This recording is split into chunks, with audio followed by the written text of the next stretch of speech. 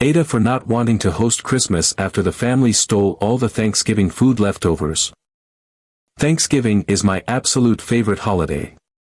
There's something special about it, the togetherness, the food, the cozy feeling of everyone gathered under one roof. I've always loved hosting, even though it's a ton of work.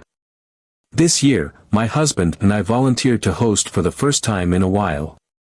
We were excited, but I was also a little nervous because, let's face it, hosting Thanksgiving for family can be a whole production.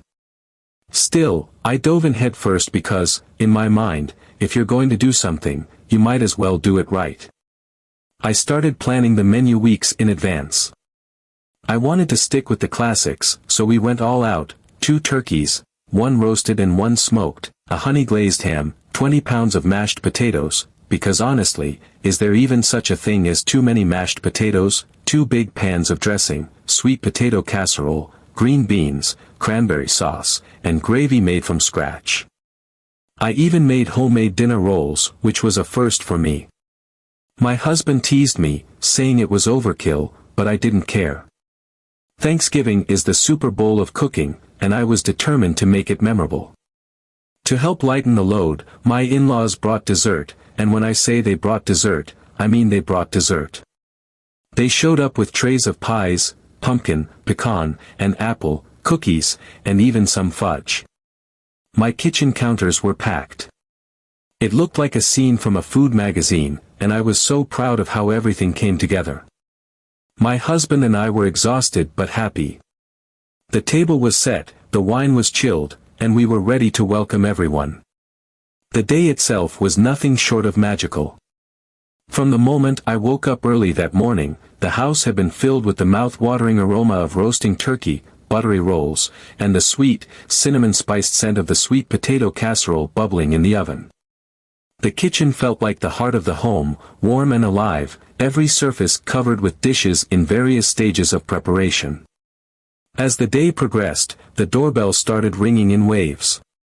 First, my in-laws arrived, balancing trays of pies and desserts that seemed too beautiful to eat, followed by cousins, siblings, and their families, all carrying their own contributions or just their appetites. The house quickly filled with a kind of cheerful chaos that only happens on holidays. At one point, I stepped back and just took it all in. The kids were darting through the house, playing some kind of loud and entirely made-up game that involved a lot of giggling and shouting. The adults were clustered in little groups, sipping wine and catching up, the air filled with overlapping conversations that I could only half follow. In the dining room, someone was reminiscing about past Thanksgivings, while in the living room, my husband was deep into a discussion about football with his brothers. The hum of voices and laughter created a kind of background music to the day. It was the kind of noise that fills a house with life and reminds you why you go through all the effort to host in the first place. Then came dinner, the main event, and it couldn't have gone better if I'd scripted it. The food was laid out buffet style on the island, every dish steaming and ready to serve. As everyone piled their plates high, I couldn't help but feel a rush of pride. When we finally sat down, I glanced around the table and saw faces glowing with happiness and gratitude. People were digging into the food with gusto, passing bowls and platters, and occasionally exclaiming how good something was. The turkey was moist and flavorful, the mashed potatoes were silky smooth with just the right amount of butter, and the dressing, well, let's just say there were plenty of compliments flying around. The gravy, which I had stressed over, turned out perfectly rich and savory, and I was secretly thrilled every time someone poured it liberally over their food. At one point, my husband stood up to make a toast, and for a moment, the room quieted. He thanked everyone for coming and for being part of our lives, and then he raised his glass, encouraging everyone to share what they were thankful for. One by one, people chimed in with heartfelt words about family, health, and happiness, and I felt my chest swell with warmth. It was one of those moments that felt straight out of a movie, where everything aligns just right, and you think to yourself, this is what holidays are about. This is why we do this. After dinner, the energy shifted into that comfortable post-meal haze. People loosened their belts, leaned back in their chairs, and started to break off into smaller groups again. Some migrated to the couches to relax, others grabbed slices of pie or cookies from the dessert table, and the kids resumed their boisterous play in the backyard. My husband, ever the gracious host, grabbed a stack of plastic leftover containers we'd bought specifically for the occasion and set them out on the counter. "Help yourselves to some leftovers," he called out cheerfully, waving at the containers. I smiled, thinking what a thoughtful idea that was. Thanksgiving is about sharing, after all, and with the amount of food we'd made, I figured there'd be plenty for everyone to take home a little something. At that moment, I wasn't even thinking about the logistics of it all. I assumed people would take what they needed, maybe a plate of turkey, a scoop of mashed potatoes, and a slice of pie to enjoy the next day. The containers sat on the counter, a simple and generous gesture, and I felt a little wave of satisfaction, knowing we'd done our part to make the day special for everyone. After that, we went back into the front room to continue chatting. By this point, I was completely wiped out. Cooking all day and hosting for a big group takes it out of you, so I kicked back on the couch with a glass of wine, letting the warmth of the evening sink in. My husband and I stayed up for a bit longer, saying goodbye to people as they trickled out. When everyone was finally gone, I noticed the kitchen was spotless. The food that had been on the island and dining table was gone, but I figured my husband or someone else had packed it all up and put it in the fridge. Feeling content, I went to bed. The next morning, I woke up starving. You know how it is after a big holiday meal, you don't eat much the next day because you're so full, but by the following morning, you're ready to dive into the leftovers. I had visions of turkey, mashed potatoes, and gravy dancing in my head. I practically skipped into the kitchen, opened the fridge, and nothing. When I say the fridge was empty, I mean empty. All that was left was a sad little bag of turkey wings and half a bag of dressing. At first, I thought there had to be some mistake. Maybe the leftovers had been moved to the fridge in the garage. I ran out there, heart pounding, but no. Nothing.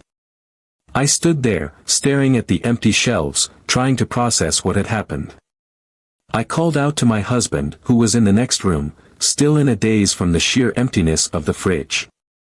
My voice probably carried more confusion than urgency. "Hey, did we?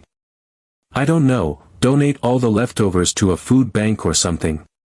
It felt like the only logical explanation for what I was seeing. After all, how else could every single scrap of food from the night before, 20 pounds of mashed potatoes, 2 turkeys, a ham, countless sides, and an entire dessert buffet, vanish into thin air? He came into the kitchen, drying his hands on a dish towel, and gave me a puzzled look. "Donate? No. Why would we do that?" He paused, scanning my face for clues about why I was even asking. "What are you talking about?"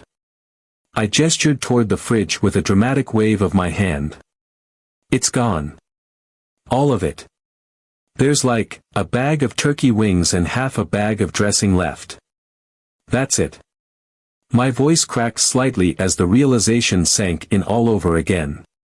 His brows furrowed, and for a split second, I could see the gears turning in his head as he tried to make sense of what I'd just said.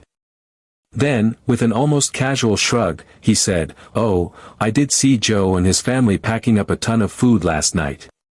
It took a moment for his words to register, and when they did, it was like a punch to the gut. My stomach dropped. "Wait, what?" I managed to get out, my voice rising slightly. I felt a mix of disbelief and creeping dread. He leaned against the counter, clearly oblivious to the storm brewing inside me, and started explaining. "Yeah, they were packing up leftovers after we set out the containers. I thought it was fine because, we told people to help themselves." I stared at him, trying to keep my jaw from hitting the floor. "How much did they take?" I asked, my voice a little sharper now. Something about the way he hesitated before answering told me I wasn't going to like the response. "Well," he started, rubbing the back of his neck, "it was a lot. Like, they weren't just filling a plate or two. They had gallon-sized Ziploc bags. They were scooping turkey, mashed potatoes, and dressing into them. I think I saw them with dessert trays, too, like the pies your mom brought. And those cookies. I blinked, struggling to process what he was saying. Wait. You're telling me they packed up gallon bags of food? And took the desserts, too? Even the stuff that wasn't ours? He nodded slowly, looking a little sheepish. I mean, yeah. I thought it was a bit much, but we said people could take leftovers, so I didn't want to say anything. I figured you knew. My hands were gripping the edge of the counter now, my knuckles white. 20 pounds of mashed potatoes, I said, almost to myself. 2 turkeys. A ham. 2 pans of dressing. Desserts. And you didn't think to ask why they were cleaning out the entire spread? He looked at me, genuinely confused. I just assumed they were taking some for their family and maybe to share with other people. I didn't think they'd take everything. He paused, then added, did they really clear out all of it? I didn't answer him right away. Instead, I opened the fridge again, almost as if I expected some magical portal to suddenly appear with all the food safely tucked away inside. But of course, there was nothing, just those sad turkey wings and the remnants of the dressing, sitting there like the remnants of my good mood. Finally, I turned back to him, trying to keep my frustration in check. Yes, they cleared it out. There's nothing left. Nothing. My voice cracked again, this time from a mixture of anger and exhaustion. Do you have any idea how long I spent cooking all of that? Do you know how much food there was? I thought leftovers meant, like, a plate or 2 for lunch, not an entire week's worth of meals for a family of 4. He sighed, clearly uncomfortable now. I'm sorry, I didn't realize it was that bad. I just figured they were being, efficient. Efficient? I repeated, incredulous. Efficient is bringing a Tupperware for a couple of slices of turkey. Efficient is not showing up with industrial-sized freezer bags and wiping out an entire Thanksgiving dinner. I was floored. Sure, we'd said people could take some food, but I thought it was obvious that meant a reasonable amount. A plate or 2, not the entire meal. I couldn't believe the audacity. This wasn't just taking a little extra for lunch tomorrow, this was outright looting. 20 pounds of mashed potatoes don't just vanish. They'd taken everything. Everything. I was furious. I couldn't believe someone would be so inconsiderate. It wasn't just about the food, it was the principle. I'd spent days planning, shopping, cooking, and cleaning to create a meal for everyone to enjoy together, and they treated it like a free-for-all. To make matters worse, they didn't even bring much to contribute. They showed up, ate their fill, and then cleared us out. Now, I don't know what to do.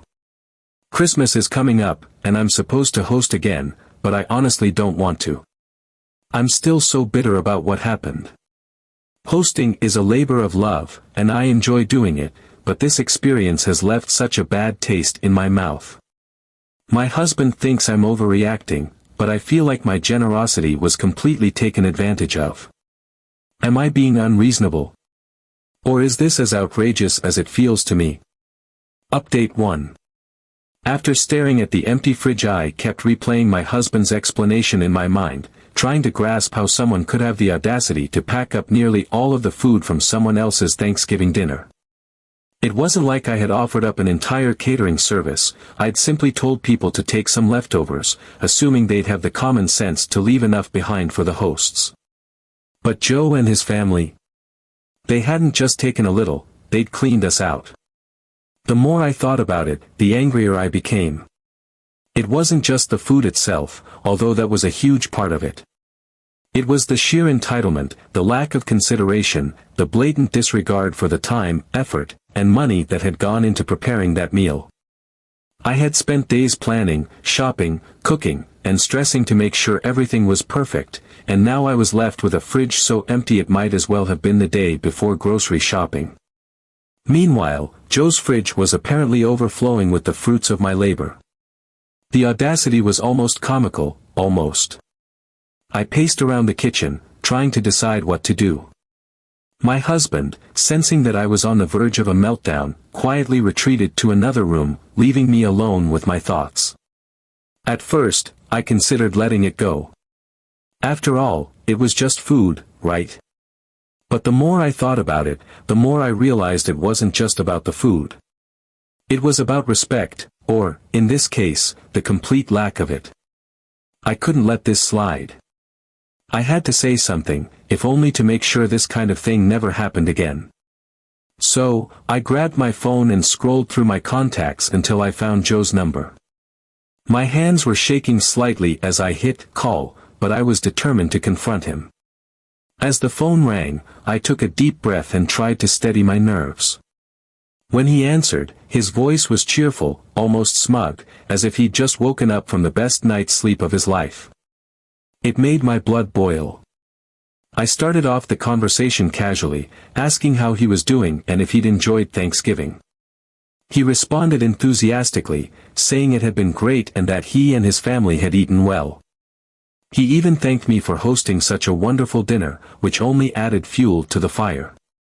I could feel my irritation bubbling to the surface, but I forced myself to stay calm, for now. That's when I made the comment about his refrigerator, trying to keep my tone light even though I could feel my irritation bubbling just beneath the surface. I asked if his fridge had broken yet from the sheer weight of all the food he'd taken home. It was a subtle jab, one that I hoped would nudge him toward some self-awareness without escalating things right away. But to my absolute astonishment, he laughed. Not a nervous laugh, not an apologetic laugh, an actual, hearty laugh, like I'd just told him the funniest joke he'd heard all year. "Oh no," he said, his voice practically oozing smugness, "it's fine. I managed to fit everything in really nicely. You should have seen it, it's packed, but it's all organized perfectly." He sounded almost proud of himself, like he thought he deserved a gold star for refrigerator Tetris. I could picture him standing there in front of his fridge, admiring his handiwork with a self-satisfied grin, utterly oblivious to how absurd the situation was. The audacity of his response hit me like a slap in the face. It wasn't just that he had taken so much food, it was that he seemed completely unbothered by it. No guilt, no shame, not even the slightest acknowledgement that he might have gone too far. I couldn't believe what I was hearing. Who does that? Who takes so much from someone else's table, then brags about how well it all fit in their fridge as if they'd accomplished something? The sheer boldness of it was staggering. My mind raced as I tried to decide how to respond. Part of me wanted to keep it civil, to give him a chance to realize how wildly inappropriate his behavior had been. But another part of me, the part that was still staring at an almost empty fridge that morning, wanted to let him have it. I didn't hold back. I told him, bluntly, that I was absolutely shocked by how much food he and his family had taken. I explained that while we had generously offered leftovers, we had never intended for anyone to clear us out completely. I described the moment I opened my fridge that morning, expecting to find enough food to feed us for at least a couple of days, only to discover that nearly everything was gone. I painted a vivid picture for him, my empty shelves, my incredulous stare, the sinking realization that the entire feast we had prepared with so much love and effort was now sitting in his fridge instead of ours. Meanwhile, his fridge, as he so proudly pointed out, was stuffed to the brim, overflowing with the fruits of my labor. I told him outright that his behavior was inconsiderate, thoughtless, and a complete abuse of our generosity. My words were sharp, but I didn't regret a single one. Someone needed to call him out, and if no one else was willing to do it, then I would. To my utter disbelief, Joe didn't seem the least bit fazed. He didn't apologize, didn't acknowledge that maybe, just maybe, he'd taken more than his fair share. Instead, he doubled down. He told me, with an air of casual indifference, that we had told people to help themselves, and that's exactly what he'd done. To him, it was that simple. He didn't see anything wrong with it because, in his mind, he was just following instructions. I was floored. How could anyone twist such a simple, well-intentioned gesture into an excuse to strip someone else's kitchen bare? The mental gymnastics he must have done to justify his actions were beyond me. It was as if the very concept of moderation or basic decency didn't exist in his world. I couldn't decide whether to be angry or impressed by the sheer audacity of his logic. I took a deep breath, trying to steady my voice, and explained, again, that when we said people could take leftovers, we had meant a reasonable amount. A plate or two, maybe even a small container for lunch the next day. Not gallon-sized bags filled to the brim. Not entire trays of dessert that other people had brought. I reminded him that Thanksgiving wasn't just a meal, it was a labor of love. I told him how much time, effort, and money had gone into preparing that feast, and how hurtful it was to see someone treat it like an all-you-can-eat buffet with a free-to-go option. And then I drove the point home. While his fridge was now overflowing with food that he hadn't lifted a finger to prepare, mine was completely empty. It wasn't just inconsiderate, it was downright selfish. I made it clear that his actions had crossed a line and that his lack of remorse only made it worse. But instead of apologizing, Joe laughed again. It wasn't the same hearty laugh as before, this one had a sharp, dismissive edge to it, like he thought I was being ridiculous. He brushed off my concerns, calling the whole thing absurd. "Come on," he said, his tone dripping with condescension. "You can't seriously expect me to bring all that food back. I've already put it in my fridge. What do you want me to do, pack it all up again and haul it over to your house? That's ridiculous." His words hit me like a slap in the face. Ridiculous? Was it really ridiculous to expect someone to show a little accountability for their actions? Was it ridiculous to ask for even a shred of respect after everything I had done to make Thanksgiving special? My heart was pounding, and my hands were trembling, but I refused to back down. I told him, as calmly as I could manage, that I was completely serious. What he had done wasn't just thoughtless, it was downright disrespectful. I said that if he had any decency at all, he would pack up the food he had taken and bring it back. I reminded him that it wasn't just his actions that were the problem, it was his attitude. The way he had so casually dismissed my feelings, as if they didn't matter, was almost worse than the act itself. There was a long pause on the other end of the line, and for a moment, I thought he might actually apologize. But instead, he let out a long, exasperated sigh and said, with barely concealed irritation, "Fine. If you're going to be so greedy about it, I'll bring it back. Happy now?" Before I could respond, he hung up, leaving me standing there with the phone still pressed to my ear, stunned by what had just happened. I couldn't decide whether to laugh, cry, or scream. The sheer gall of it all was almost too much to process. Joe had taken everything, acted like it was no big deal, and then had the nerve to call me greedy for wanting back even a portion of what he had taken. Update 2. I was still reeling from the conversation with Joe when I heard a knock at the door later that afternoon. My stomach churned as I walked toward it, half expecting him to show up with some kind of excuse or, worse, an argument. But when I opened the door, there he was, standing on my front porch with a smug expression on his face and holding several large, mismatched pots in his hands. His body language was casual, like this was just another errand he was checking off his to-do list. He gave me a pointed look and said, "Well, I kept my promise." I was taken aback for a moment, unsure of how to respond. My eyes flicked down to the pots he was holding. They were old, dented, and didn't match at all, clearly whatever he'd grabbed in a hurry from his own kitchen. I reached out and took one from him, suddenly aware of how heavy it was. When I asked him to bring back the food, I had envisioned him returning it in a somewhat organized manner, containers, trays, maybe even a few plates. What I wasn't expecting was, whatever this was. Curiosity got the better of me, and I carried one of the pots into the kitchen while he followed me with the others. Setting it down on the counter, I cautiously removed the lid. The sight that greeted me made my stomach churn.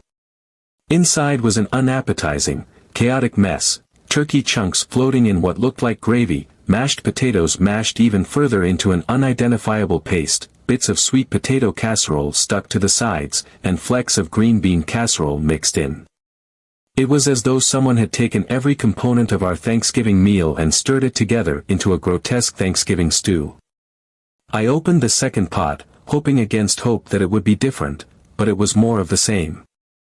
This one had pieces of ham swimming alongside cranberry sauce, dessert crumbs scattered throughout, and something that might have been dressing at one point but was now a soggy, unrecognizable mush. The third pot was no better, a similar hodgepodge of textures, colors, and smells that made my stomach turn. It was all just mixed together. Everything. The food I had spent days preparing with care and precision was now reduced to this sad, sloppy mess. I stood there in stunned silence for a moment, trying to process what I was looking at. It was almost impressive, in a horrifying way. How could anyone think this was acceptable? Finally, I turned back to Joe, who was leaning against the counter, looking completely unbothered. If anything, he seemed amused by my reaction, as though he had anticipated my shock and was reveling in it. I asked him what this was supposed to be, gesturing at the chaotic contents of the pots. He shrugged, that smug smile still plastered on his face, and said it was all the food he had taken. He explained, with an infuriating nonchalance, that he had thrown everything into these pots to make it easier to carry. My jaw dropped. Easier to carry? I couldn't wrap my head around it.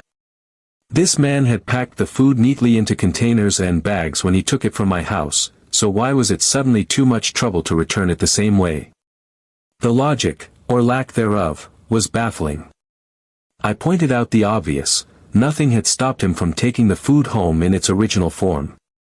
He had happily carted off trays, Ziploc bags, and even dessert platters without a second thought.